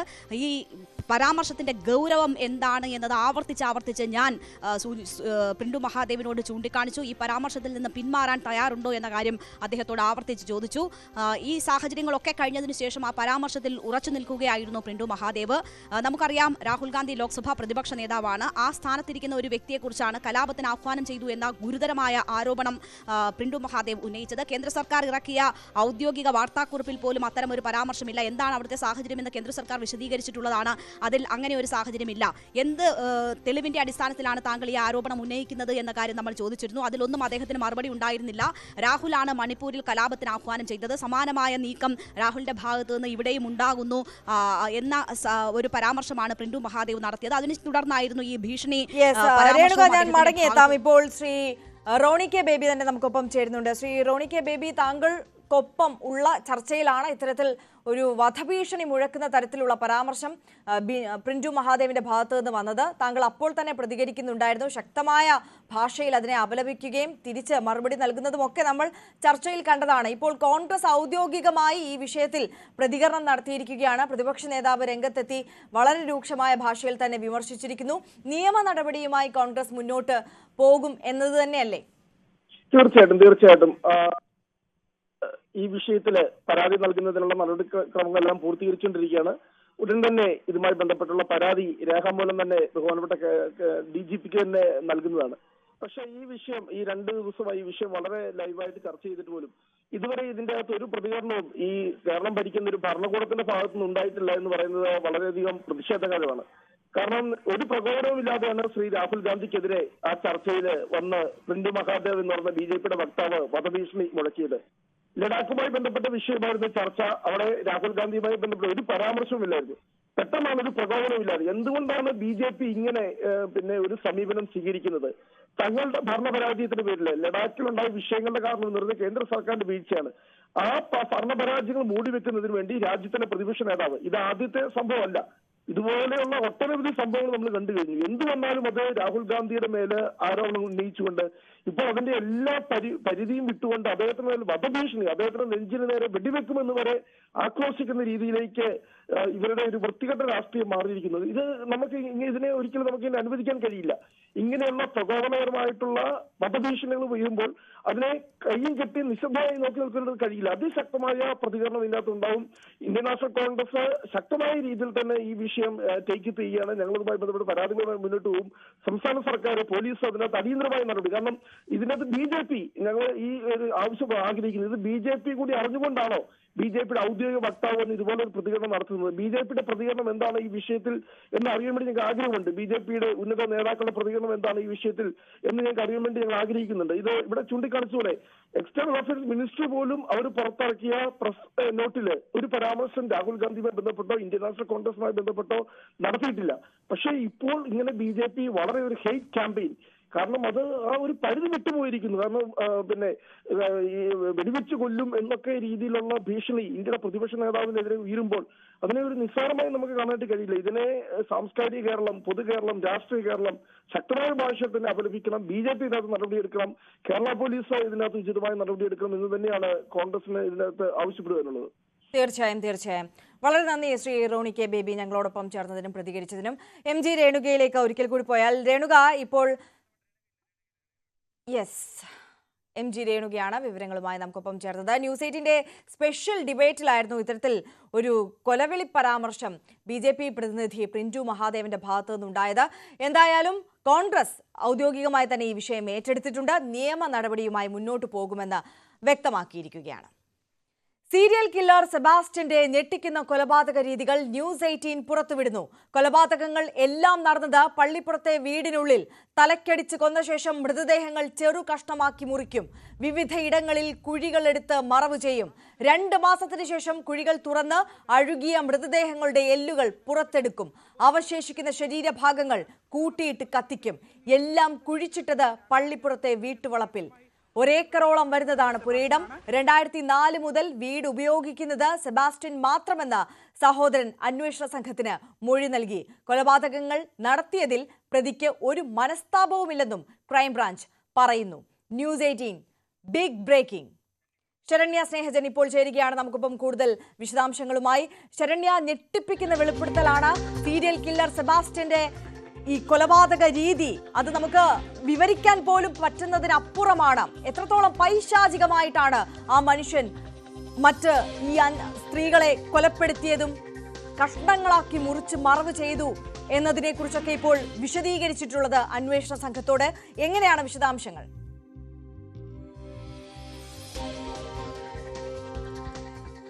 തീർച്ചയായിട്ടും ഏറ്റവും ക്രൂരമായ കൊലപാതകം, ഏറ്റവും ക്രൂരമായ മാനസികാവസ്ഥയുള്ളയാൾ, അങ്ങനെ തന്നെ വേണം നമുക്ക് സെബാസ്റ്റ്യനെ വിലയിരുത്താൻ. മാത്രമല്ല, ഇതുവരെ അന്വേഷണ സംഘം കണ്ടിട്ടുള്ളതിൽ വെച്ച് ഏറ്റവും അതിപൈശാചികമായി കാര്യങ്ങളെ കൈകാര്യം ചെയ്യുകയും ഒപ്പം തന്നെ അതിൽ യാതൊരുവിധ റിഗ്രറ്റ്സും കുറ്റബോധവും ഇല്ലാത്ത പ്രതി എന്നുള്ളതാണ് സെബാസ്റ്റ്യനെ സംബന്ധിച്ച് പറയാനുള്ളത്. അത് തന്നെയാണ് അയാളുടെ ഒരു മോഡസും. അതായത് ഈ കേസുകളിലെല്ലാം ഈ സ്ത്രീകളുടെ എല്ലാം മേൽ അയാൾ പ്രയോഗിച്ചിരിക്കുന്നതും അത്ര ക്രൂരമായ മാനസികാവസ്ഥയുടെ കാര്യങ്ങളായിരുന്നു, മാനസികാവസ്ഥയോടെ ചെയ്ത കാര്യങ്ങളായിരുന്നു എന്നുള്ളതാണ് ഇപ്പോൾ ന്യൂസ് 18 പുറത്തുവിടുന്നത്. അതിൽ ഏറ്റവും പ്രധാനം നമുക്ക് പിന്നിൽ കാണുന്ന പള്ളിപ്പുറത്തെ ഈ വീട് ഒരുപാട് സ്ത്രീകളുടെ കൊലക്കളമായി മാറിയിട്ടുണ്ട് എന്നുള്ളതാണ്. ഈ വീട്, നമ്മുടെ ദൃശ്യങ്ങൾ കാണുന്ന ഈ വീട് കേന്ദ്രീകരിച്ചായിരുന്നു ഈ കൊലപാതക പരമ്പരകളൊക്കെ തന്നെ അരങ്ങേറിയത്. 2004 മുതൽ ഈ വീട് സെബാസ്റ്റ്യന്റെ കൈവശം, അതായത് സെബാസ്റ്റ്യൻ മാത്രമാണ് ഈ വീട് ഉപയോഗിക്കുന്നത് എന്ന് അന്വേഷണ സംഘത്തിന് സഹോദരൻ മൊഴി നൽകിയിട്ടുണ്ട്. അതിൽ ഏറ്റവും സുപ്രധാനം എങ്ങനെയാണ് സെബാസ്റ്റ്യൻ ഈ സ്ത്രീകളെ വകവരുത്തിയത് എന്നുള്ളതാണ്. ഈ വീടിനകത്തേക്ക് എത്തിച്ച് തലക്കടിച്ച് കൊലപ്പെടുത്തും. വളരെ വിശ്വാസം ആർജിക്കുന്നു സ്ത്രീകളിൽ നിന്നും. അവരുമായി വളരെയധികം ബന്ധം വെച്ച് പുലർത്തുന്നു. സാമ്പത്തിക സഹായം നൽകുന്നു. സാമ്പത്തിക ഇടപാടുകൾ വിശ്വാസം നേടിയ ശേഷം പരസ്പരം സാമ്പത്തിക ഇടപാടുകൾ നടത്തുന്നു.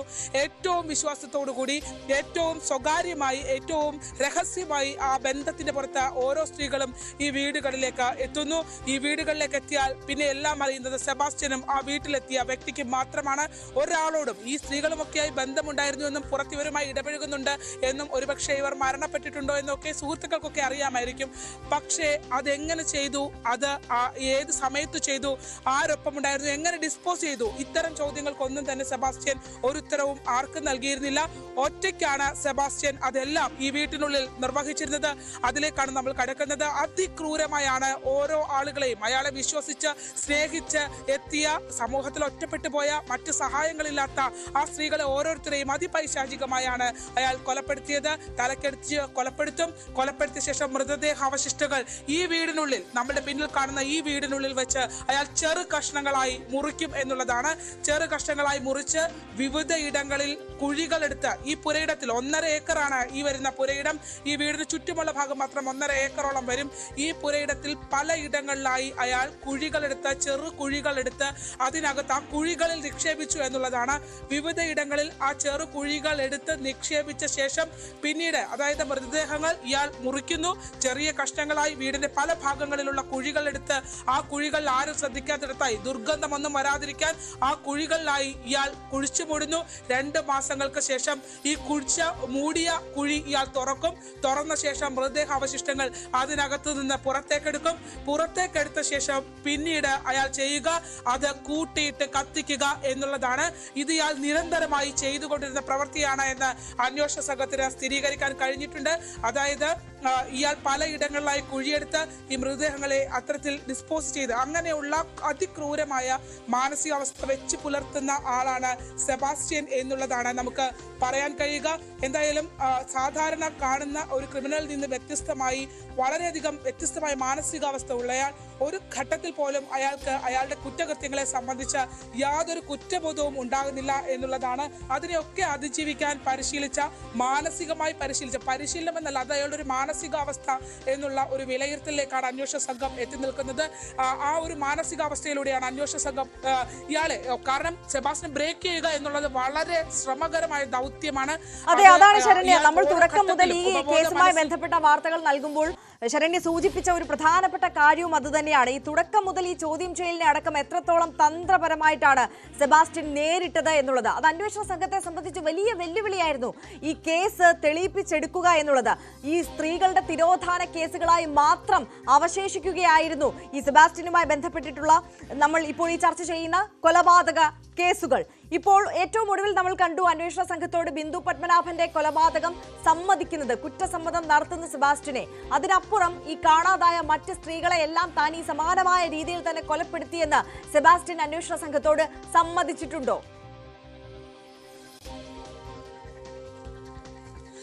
ഏറ്റവും പ്രധാനപ്പെട്ടത് ജൈനമ്മ തിരോധാന കേസും ഒപ്പം തന്നെ ബിന്ദു പത്മനാഭൻ കേസുമാണ്. 2013 വരുമ്പോൾ ആയിഷ തിരോധാന കേസ് കൂടി വരുന്നു. ആയിഷയും സെബാസ്റ്റ്യനും ഒപ്പം തന്നെ അടുത്ത ബന്ധമുണ്ടായിരുന്നു എന്ന ന്യൂസ് 18 തന്നെയാണ് പുറത്തേക്ക് കൊണ്ടുവന്നത്. കാരണം സാമ്പത്തിക ഇടപാടുകൾ, ഒറ്റപ്പെട്ട് താമസിക്കുന്ന സ്ത്രീ, കാണാതായതിനു ശേഷം ആയിഷയുടെ ഫോണിൽ നിന്ന് പലതവണ സെയിം മോഡസ് മറ്റ് കേസുകളേതുപോലെ തന്നെ റോസമ്മ എന്ന അടുത്ത സുഹൃത്തിന്റെ ഫോണിലേക്ക് കോളുകൾ വരുന്നു. ആയിഷ ജീവനോടെ ഉണ്ട് എന്ന് അയാൾ അന്വേഷണ സംഘത്തെ എല്ലാ ഘട്ടത്തിലും വിശ്വസിപ്പിക്കാൻ ശ്രമിച്ചുകൊണ്ടേയിരുന്നു. അത്തരത്തിൽ റോസമ്മ എന്ന വ്യക്തിയെ പുറത്തേക്ക് കൊണ്ടുവന്നത് നമ്മളാണ്.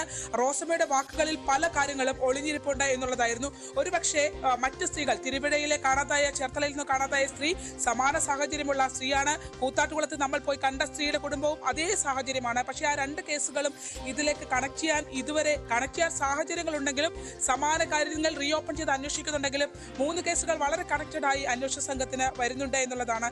അതിൽ ഏറ്റവും പ്രധാനപ്പെട്ടത് ആയിഷ തിരോധാനവും ജൈനമ്മ കേസും ബിന്ദു പത്മനാഭൻ കേസുമാണ്. 2004 മുതൽ സെബാസ്റ്റ്യന്റെ കസ്റ്റഡിയിൽ ഉണ്ടായിരുന്ന സ്ഥലമാണ് ഈ വീട് എന്നുള്ളത് അന്വേഷണ സംഘം സ്ഥിരീകരിക്കുന്നു. സെബാസ്റ്റ്യന്റെ ബന്ധുക്കൾ തന്നെ അത്തരത്തിൽ മൊഴി നൽകിയിട്ടുണ്ട്. 2004 മുതൽ സെബാസ്റ്റ്യൻ ഒറ്റയ്ക്കാണ് ഈ വീട് കൈകാര്യം ചെയ്തിരുന്നതെന്ന് സഹോദരൻ അന്വേഷണ സംഘത്തിന് മൊഴി നൽകിയിട്ടുണ്ട്. മാത്രമല്ല മൃതദേഹങ്ങൾ ഈ സ്ത്രീകളെ ഒക്കെ തന്നെയും കൊലപ്പെടുത്തിയിട്ടുള്ളത്, പ്രത്യേകിച്ച് ബിന്ദു പത്മനാഭൻ ഉൾപ്പെടെയുള്ളവരെ കൊലപ്പെടുത്തിയത് ഈ പള്ളിപ്പുറത്തെ വീടിനകത്താണ് എന്നുള്ളതാണ്. പള്ളിപ്പുറത്തെ വീടിനകത്ത് വെച്ച് കൊലപ്പെടുത്തിയ ശേഷം അവരുടെ മൃതദേഹങ്ങൾ പല കഷ്ണങ്ങളായി മുറിച്ച ശേഷം പല കുഴികളിലെടുത്ത് ഡിസ്പോസ് ചെയ്യുന്ന രീതിയാണ് സെബാസ്റ്റ്യനുള്ളത്. 2-3 മാസങ്ങൾക്ക് ശേഷം ഈ മൃതദേഹം, കുഴിച്ചുമൂടിയ മൃതദേഹ അവശിഷ്ടങ്ങൾ അയാൾ പുറത്തേക്കെടുത്ത ശേഷം കൂട്ടിയിട്ട് കത്തിക്കുക. ഇതായിരുന്നു അയാളുടെ മോഡസ് എന്നുള്ളത്, അയാളുടെ രീതി ഇതാണ് എന്നുള്ളതാണ് ഇപ്പോൾ നമുക്ക് അറിയാൻ കഴിഞ്ഞിട്ടുള്ളത്. ശരണ്യ സ്നേഹജനാണ് വിവരങ്ങൾ പങ്കുവെച്ചുകൊണ്ടിരിക്കുന്നത്. ശരണ്യയിലേക്ക് മടങ്ങിയെത്താം. എന്തായാലും വളരെ നിർണായകമായ വെളിപ്പെടുത്തലാണ് സെബാസ്റ്റ്യന്റെ ഭാഗത്തു നിന്ന് വന്നിട്ടുള്ളത്. ആ വാർത്തയാണ് പ്രേക്ഷകരിലേക്ക് ന്യൂസ് 18 കൃത്യമായി എത്തിച്ചിട്ടുള്ളത്. ബിന്ദു പത്മനാഭനെ എങ്ങനെയാണ് സെബാസ്റ്റ്യൻ കൊലപ്പെടുത്തിയത് എന്നതിന്റെ രീതി സെബാസ്റ്റ്യൻ തന്നെ അന്വേഷണ സംഘത്തോട് വിശദീകരിച്ചിരിക്കുകയാണ്. പള്ളിപ്പുറത്തെ വീട്ടിൽ വെച്ചാണ് കൊലപാതകം നടന്നിട്ടുള്ളത്. തലക്കടിച്ച് കൊലപ്പെടുത്തുകയായിരുന്നു. അതിനുശേഷം മൃതദേഹങ്ങൾ ചെറു കഷ്ണമാക്കി മുറിക്കും, വിവിധയിടങ്ങളിൽ കുഴികളെടുത്ത് മറവ് ചെയ്യുന്ന രീതിയായിരുന്നു. ഈ മറവ് ചെയ്തതിനു ശേഷം 2 മാസത്തിനു ശേഷം കുഴികൾ തുറന്ന് അഴുകിയ മൃതദേഹങ്ങളുടെ എല്ലുകൾ പുറത്തെടുത്ത് ആ അവശേഷിക്കുന്ന ശരീരഭാഗങ്ങൾ കൂട്ടിയിട്ട് കത്തിക്കുന്ന പൈശാചികമായ രീതിയായിരുന്നു സെബാസ്റ്റ്യൻ തുടർന്ന് വന്നത് എന്ന ഞെട്ടിപ്പിക്കുന്ന വിവരമാണ് ഇപ്പോൾ പുറത്തേക്ക് വരുന്നത്. ശരണ്യ തുടരുന്നുണ്ട്. ശരണ്യ, തുടരാം.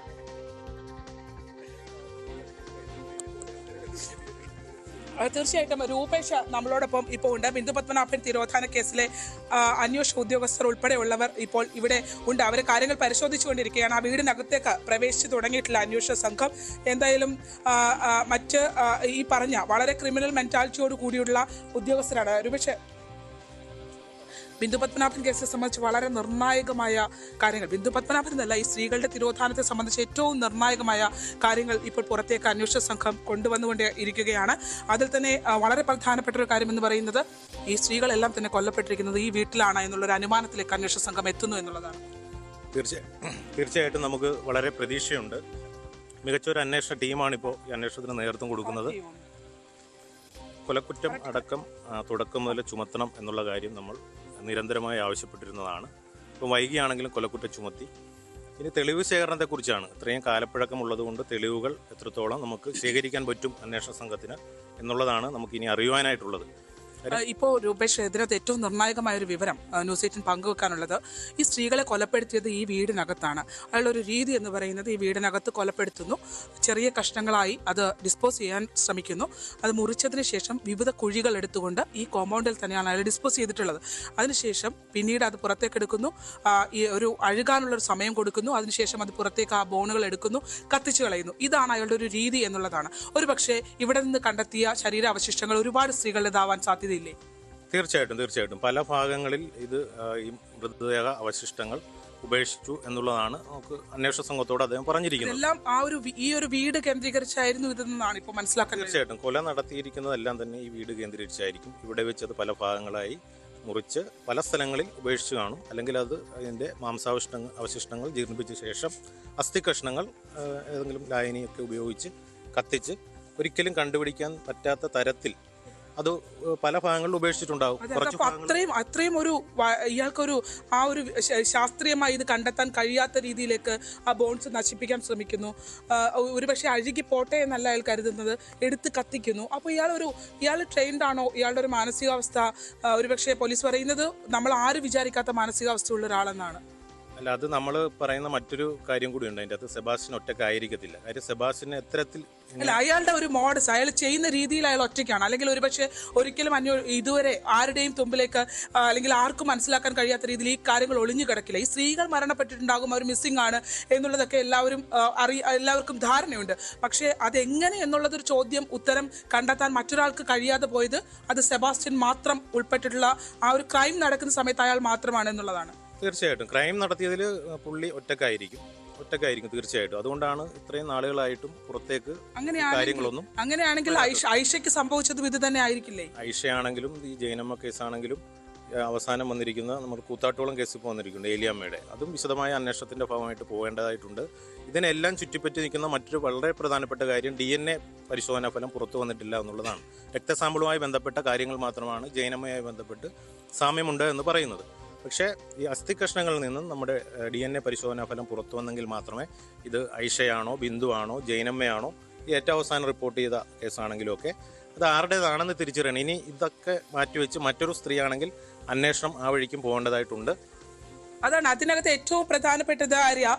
ഈ കണ്ടെത്തിയ മൃതദേഹാവശിഷ്ടങ്ങൾ ഒരുപക്ഷെ സെബാസ്റ്റ്യൻ പിടിക്കപ്പെടും എന്നായ ഒരു ഘട്ടത്തിൽ അയാൾ ഈ വീടിന്റെ പുരയിടത്തിൽ ഡിസ്പോസ് ചെയ്തിട്ടുള്ള സ്ഥലങ്ങളിൽ നിന്നുമെല്ലാം ഇത് തിരിച്ച് എടുത്തുകൊണ്ട് ഒരു കൂട്ടം ആളുകളുടേത് ഡിസ്പോസ് ചെയ്തിട്ടുണ്ടോ എന്നുള്ള ബലമായ സംശയത്തിലേക്കാണ് കാര്യങ്ങൾ പോകുന്നത്. അത്തരത്തിൽ ബലമായ സംശയം നിലനിൽക്കുന്നു എന്നുള്ളതാണ്. അതായത് ഈ ഡിസ്പോസൽ, അതായത് ഇത്രയും ആളുകളുടെ, അതായത് നമുക്കറിയാം 3 കേസുകൾ ഡയറക്റ്റ് തന്നെ ബന്ധമുണ്ട് എന്നുള്ളത് ന്യൂസ് 18 പോലും അന്വേഷണത്തിന് മനസ്സിലാക്കാൻ കഴിഞ്ഞിട്ടുള്ളതാണ്.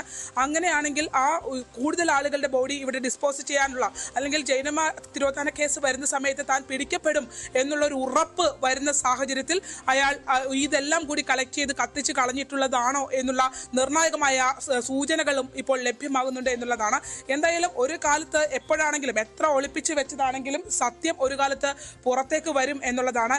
അത് തെളിഞ്ഞു തുടങ്ങിയിരിക്കുന്നു എന്നുള്ളതാണ്. 2006 മുതൽ ബിന്ദു പത്മനാഭൻ എന്ന MBA ബിരുദാനന്തര ബിരുദധാരിയായ പെൺകുട്ടി, യുവതി, അവരുടെ 31 വയസ്സിന് ശേഷമാണ് അവര് മരണത്തിലേക്ക് പോകുന്നത്. 2006 കൂടി ബിന്ദു പത്മനാഭൻ എന്നുള്ള ആ സ്ത്രീയുടെ അവരെ കാണാതായ ശേഷം 2006 അവർ ജീവനോടെ ഉണ്ടാവില്ല എന്നുള്ള കണക്കൂട്ടൽ തന്നെയാണ് അന്വേഷണ സംഘം പോകുന്നത്.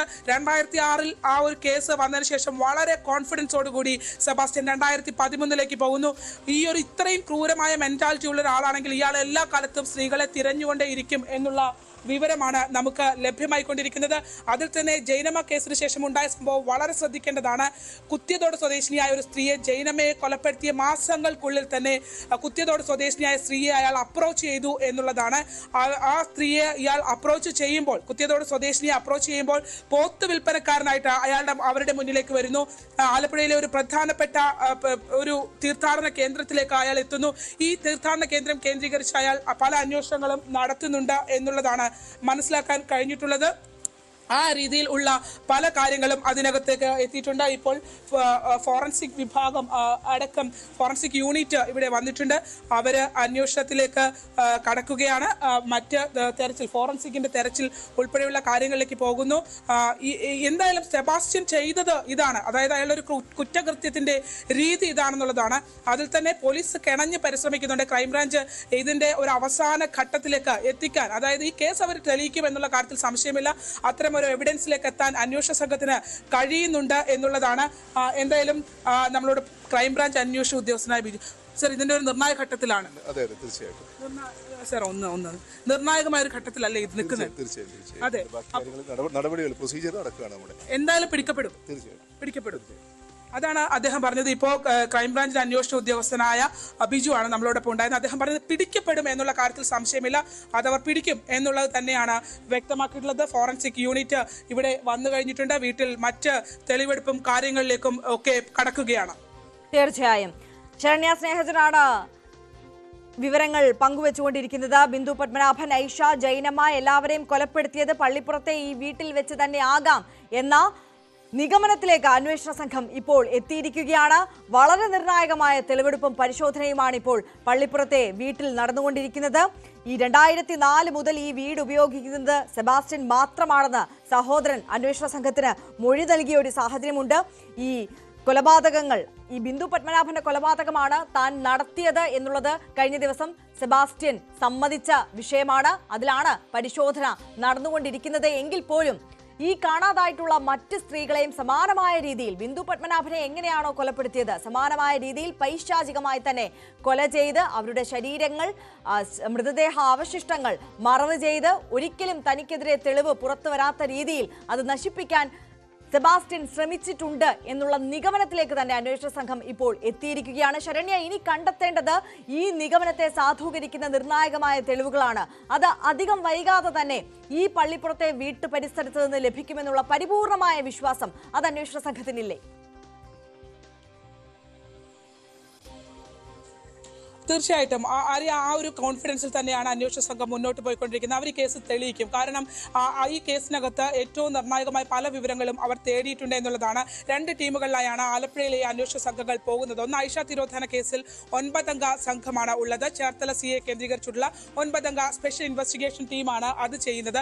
ഒപ്പം തന്നെ ഈ കേസിലേക്ക് വരികയാണെങ്കിൽ ഇത് സ്റ്റേറ്റ് ക്രൈംബ്രാഞ്ചിന്റെ ആലപ്പുഴ വിങ് ആണ്.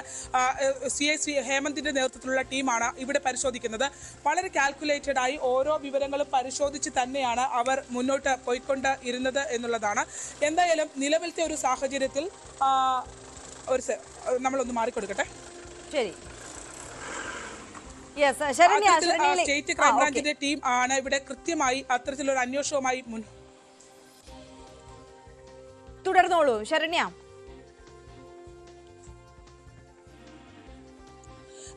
അങ്ങനെയാണ് മുന്നോട്ട് പോകുന്നത്. എന്തായാലും എല്ലാ കേസുകൾക്കും ഒരു സമാന സാഹചര്യമുണ്ട്. ഏറ്റവും പ്രധാനപ്പെട്ടത് ഈ കാണാതായ സ്ത്രീകളെല്ലാം തന്നെ നിരാലംബരായ സ്ത്രീകളായിരുന്നു. ഇവരെല്ലാം സമൂഹത്തിൽ ഒറ്റപ്പെട്ട് താമസിക്കുന്ന സ്ത്രീകളായിരുന്നു. അവർക്ക് വേണ്ടി അവർക്ക് ഇനിയെങ്കിലും നീതി കിട്ടേണ്ടതുണ്ട് എന്നുള്ളതാണ്. ആ സ്ത്രീകൾ എവിടെ എന്നുള്ള ചോദ്യത്തിന് ഉത്തരം കണ്ടെത്തേണ്ടി നൽകേണ്ടത് ഈ സമൂഹത്തിനോടുള്ള ബാധ്യത കൂടിയാണ്. ആ ഒരു ബാധ്യത കൃത്യമായി പോലീസ് നിർവഹിക്കും എന്ന് തന്നെയാണ് നമ്മൾ കരുതുന്നത്. അതിൽ ഏറ്റവും പ്രധാനപ്പെട്ടത് ഇത്രയും വർഷങ്ങൾ ഈ കാര്യങ്ങളെല്ലാം മറച്ചു വെച്ചിട്ടും അവസാനം നീതി തേടി എത്തുന്നു എന്നുള്ളതാണ്. ആ വിവരങ്ങളിലേക്ക് അവർക്ക് എത്താൻ കഴിയുന്നു എന്നുള്ളതാണ്. പക്ഷേ ഈ സെബാസ്റ്റ്യന്റെ ഒരു രീതി, സെബാസ്റ്റ്യൻ എന്നുള്ളത് ഈ കുറ്റാന്വേഷണ ചരിത്രം നമ്മൾ എടുക്കുകയാണെങ്കിൽ അതിനകത്ത് ഈ ക്രിമിനൽ അന്വേഷണത്തിലേക്ക് അല്ലെങ്കിൽ അത്തരം ഒരു കാര്യത്തിലേക്ക് നമ്മൾ കടന്നാൽ അങ്ങനെ പഠിക്കേണ്ട അത്രമാത്രം ക്രിമിനൽ മാനസികാവസ്ഥയുള്ള ക്രൂര മാനസികാവസ്ഥയുള്ള ഒരു ക്രിമിനൽ എന്ന് തന്നെ നമുക്ക് അയാളെ വിശേഷിപ്പിക്കാം. ആ രീതിയിൽ അയാൾക്ക് ഇപ്പോഴും ഒരു റിഗ്രറ്റ്സും ഒരു കാര്യത്തിലും ഇല്ല, ഒരു മനസ്താപവും ഇല്ല എന്നുള്ളതാണ്. ശരണ്യ സ്നേഹജനാണ് വിശദമായ വിവരങ്ങളുമായി നമുക്കൊപ്പം ചേർന്നത്. എന്തായാലും സീരിയൽ കില്ലർ സെബാസ്റ്റ്യന്റെ ഞെട്ടിക്കുന്ന കൊലപാതക രീതികളാണ് ഇപ്പോൾ ന്യൂസ് 18 പുറത്തേക്ക് വിട്ടത്. ഈ കേസിന്റെ തുടക്കം മുതൽ തന്നെ ഈ വിഷയവുമായി ബന്ധപ്പെട്ട് നിതാന്തമായി ഈ വാർത്തയ്ക്ക് പിന്നാലെ തന്നെ ഉണ്ടായിരുന്ന ആളാണ് ശരണ്യ സ്നേഹജൻ. ശരണ്യ തന്നെയാണ് ഈ വാർത്തയുമായി ബന്ധപ്പെട്ട എല്ലാ വിവരങ്ങളും, ഓരോ പുതിയ അപ്ഡേറ്റ്സും ഏറ്റവും ആദ്യം ന്യൂസ് 18 കേരളത്തിലൂടെ പ്രേക്ഷകരിലേക്ക് എത്തിച്ചുകൊണ്ടിരുന്നത്. എന്തായാലും നിർണായകമായ പരിശോധന പള്ളിപ്പുറത്തെ ആ വീട്ടിൽ പുരോഗമിച്ചുകൊണ്ടിരിക്കുകയാണ്. ഓരോ നിമിഷവും പുതിയ അപ്ഡേറ്റ്സ് വന്നുകൊണ്ടിരിക്കുന്നു. അതെല്ലാം കൃത്യമായി പ്രേക്ഷകരിലേക്ക് ഇനിയും എത്തിക്കുന്നതായിരിക്കും. ശരണ്യ അവിടെ തുടരുകയാണ്. ശരണ്യ, ഈ വാർത്തയുമായി ബന്ധപ്പെട്ട കൂടുതൽ വിശദാംശങ്ങൾ 2 മണിക്ക് സ്പോട്ട് ലൈവിൽ പങ്കുവെക്കുന്നതായിരിക്കും പ്രേക്ഷകരുമായി. മറ്റു വാർത്തകളിലേക്ക് ഇപ്പോൾ കടക്കുകയാണ്. കൊച്ചി നഗരസഭ നടപ്പിലാക്കിയ ഇരട്ട ഭവന സമുച്ചയങ്ങളുടെ നിർമ്മാണം പൂർത്തിയായി. ഭൂരഹിതരും ഭവനരഹിതരുമായ 394 കുടുംബങ്ങൾക്കായാണ് പദ്ധതിയുടെ പ്രയോജനം ലഭ്യമാക്കുന്നത്. ഫ്ളാറ്റുകളുടെ ഉദ്ഘാടനം മുഖ്യമന്ത്രി പിണറായി വിജയൻ ഇന്ന് നിർവഹിക്കും. 2 ടവറുകളും 90 കോടിയോളം രൂപ ചെലവിലാണ് പൂർത്തിയാക്കിയത്. 394 കുടുംബങ്ങൾക്ക് ഇന്ന് കൊച്ചിയിൽ പാർപ്പിടമൊരുങ്ങുകയാണ്. കൊച്ചി കോർപ്പറേഷന്റെ നേതൃത്വത്തിൽ നടപ്പാക്കുന്ന ബൃഹത്തായ ഭവന പദ്ധതിയാണിത്. നമുക്ക് കൊച്ചിയിലെ ഇത്രയും സുന്ദരമായ ഒരു കാഴ്ചകൾ കാണുന്ന ഒരു ബാൽക്കണി അത് മറ്റെവിടെയെങ്കിലും ഉണ്ടോ എന്നത് സംശയമാണ്. നമ്മൾക്ക് കൊച്ചിയിലെ വലിയ ആഡംബര ഫ്ലാറ്റുകളും കാര്യങ്ങളും എല്ലാം തന്നെ ഉണ്ടെങ്കിൽ ഇത് വളരെ സുന്ദരമായ കാഴ്ചകൾ കാണാൻ കഴിയുന്ന ഒരു ബാൽക്കണി, അതോടുകൂടിയുള്ള ഒറ്റമുറി ഒരു സ്റ്റുഡിയോ ഫ്ലാറ്റ് എന്നെല്ലാം തന്നെ വിശേഷിപ്പിക്കാവുന്ന മികച്ച സൗകര്യങ്ങളുള്ള ഒരിടമാണ് കൊച്ചി കോർപ്പറേഷൻ്റെ നേതൃത്വത്തിൽ ഒരുങ്ങുന്നത്. 394 കുടുംബങ്ങൾ, ഭൂരഹിതരായവർ, ഭവനരഹിതരായവർ, അവർക്കുള്ള വസതിയാണ് ഇപ്പോൾ നമ്മൾ കാണുന്നത്. ഫ്ലാറ്റ് സമുച്ചയം 2 ടവറുകളിലായുള്ള ഫ്ലാറ്റ് സമുച്ചയമാണ്. ഒന്ന് കൊച്ചിൻ കോർപ്പറേഷൻ നേരിട്ട്, മറ്റൊന്ന് കൊച്ചി സ്മാർട്ട് സിറ്റി മിഷൻ ലിമിറ്റഡിൻ്റെ നേതൃത്വത്തിലുമാണ് കോർപ്പറേഷന് വേണ്ടി അവർ പൂർത്തീകരിച്ചിരിക്കുന്ന പദ്ധതി എന്ന് പറയുന്നത്. ഇത് കൊച്ചി തുരുത്തിയിലാണ്. രാജീവ് ആവാസ് യോജന പദ്ധതി പ്രകാരമാണ് കൊച്ചിൻ കോർപ്പറേഷൻ ഇത് പൂർത്തിയാക്കുന്നത്. 394 കുടുംബങ്ങൾ ഇതിലേക്ക് വരുന്നു. ഓരോ കുടുംബത്തെയും തിരഞ്ഞെടുത്താണ് ഇതിലേക്ക് വന്നിരിക്കുന്നത്. ഇതിൽ ആദ്യത്തെ ടവറിന് 41.74 കോടി രൂപയാണ് ചെലവ് വന്നിരിക്കുന്നത്. 10,796 ചതുരശ്ര മീറ്റർ വിസ്തൃതിയിലാണിത് നിർമ്മിച്ചിരിക്കുന്നത്. 11 നിലകളിലായി ഇത് പൂർത്തീകരിച്ചിരിക്കുന്നു. ഒന്നാമത്തെ ടവറിൽ 300 ചതുരശ്ര അടി വീതമുള്ള 199 യൂണിറ്റുകളുണ്ട്. ഓരോ യൂണിറ്റിലും ഡൈനിങ്, ലിവിംഗ് ഏരിയ, ഒരു ബെഡ്റൂം, കിച്ചൺ, ബാൽക്കണി, 2 ടോയ്ലറ്റുകൾ എന്നിവയാണ് ഉള്ളത്. ഒപ്പം ഇവിടെ 81 പാർക്കിംഗ് സൗകര്യങ്ങൾ, ഇത് സ്വീവേജ് ട്രീറ്റ്മെൻറ്റ് പ്ലാന്റ്, ഇതെല്ലാം തന്നെ ഇതിൻ്റെ പ്രത്യേകതയാണ്. 3 എലിവേറ്ററുകൾ അടക്കം ഇതിൽ സജ്ജമാക്കിയിരിക്കുന്നു എന്നതുമെല്ലാം തന്നെ പ്രത്യേകതകളാണ്. താഴെ കടമുറികളും ഒരുക്കിയിട്ടുണ്ട്. കൊച്ചി സ്മാർട്ട് മിഷൻ ലിമിറ്റഡ് 44.01 കോടി രൂപ ചെലവഴിച്ചാണ് 2ാമത്തെ ടവറിൻ്റെ നിർമ്മാണം പൂർത്തീകരിച്ചിട്ടുള്ളത്. ഇതിൽ 195 പാർപ്പിട യൂണിറ്റാണ് ഉള്ളത്. ഇതിൽ എല്ലാം തന്നെയും നേരത്തെ പറഞ്ഞ സൗകര്യങ്ങളോട് ഒറ്റമുറി, ഒരു ഫ്ലാറ്റ് എന്നെല്ലാം തന്നെ വിശേഷിപ്പിക്കാവുന്ന രീതിയിൽ മികച്ച സൗകര്യങ്ങളോടുകൂടിയാണ് ഇത് ഒരുക്കിയിരിക്കുന്നത്. വിശാലമായ പാർക്കിങ്ങും കാര്യങ്ങളും എല്ലാം തന്നെ ഇവിടെയുമുണ്ട്. ഏതായാലും കൊച്ചി കോർപ്പറേഷൻ ഏറ്റെടുത്തിരിക്കുന്ന ഈ പദ്ധതി അത് മികച്ച സൗകര്യങ്ങളോടുകൂടി പൂർത്തീകരിക്കാൻ കഴിഞ്ഞിരിക്കുന്നു എന്നതിൻ്റെ ഒരു ചാരിതാർത്ഥ്യം അതിൻ്റെ അണിയറ പ്രവർത്തകർക്ക് എല്ലാവർക്കും തന്നെ ഉണ്ട്. ഏതായാലും അതിൽ വലിയ സൗകര്യങ്ങൾ, നല്ല ഒരു ഒരുമിച്ച് താമസിക്കുവാൻ വേണ്ട സൗകര്യങ്ങൾ, കമ്മ്യൂണിറ്റി ലിവിങ്ങിന് വേണ്ട കാര്യങ്ങൾ, ഇതെല്ലാം തന്നെ ഒരുക്കിയിരിക്കുന്ന വിശാലമായ സൗകര്യങ്ങളോടുകൂടിയാണ് ഇത് പൂർത്തീകരിച്ചിരിക്കുന്നത്. വൈകിട്ട് നടക്കുന്ന ചടങ്ങിൽ മുഖ്യമന്ത്രി പിണറായി വിജയൻ ഇത് ഉദ്ഘാടനം ചെയ്യുകയും ചെയ്യുന്നു. കൊച്ചിൻ കോർപ്പറേഷൻ തിരഞ്ഞെടുക്കപ്പെട്ട ഈ നേരത്തെ സൂചിപ്പിച്ചതുപോലെ ഭൂരഹിതരും ഭവനരഹിതരുമായവർക്ക് വേണ്ടി ഒരുക്കിയിട്ടുള്ള ഈ പദ്ധതി കഴിഞ്ഞ നാളുകളായിട്ട് ഇതിൻ്റെ ഒരു നിർമ്മാണം കോർപ്പറേഷൻ പൂർണ്ണമായും വലിയ രീതിയിൽ നേതൃത്വം നൽകിക്കൊണ്ട് മുന്നോട്ട് പോവുകയായിരുന്നത്. ഒരു സമയബന്ധിതമായി തന്നെ ഇത് പൂർത്തീകരിക്കാൻ കഴിഞ്ഞിരിക്കുന്നു. സീവേജ് പ്ലാന്റുകൾ അടക്കമുള്ള കാര്യങ്ങൾ ഇതിനെല്ലാം തന്നെ ഉണ്ട്.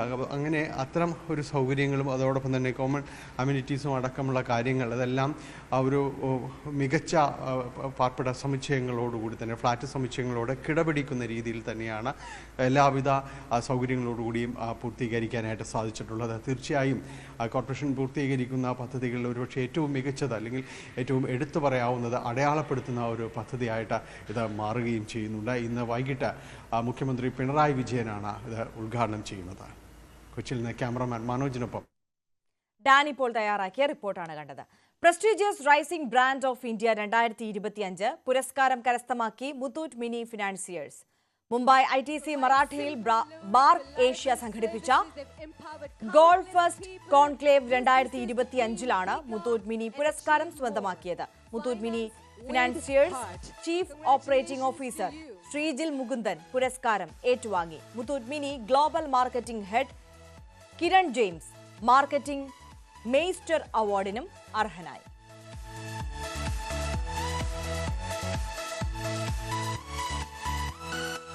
we have Mr. Kiran James.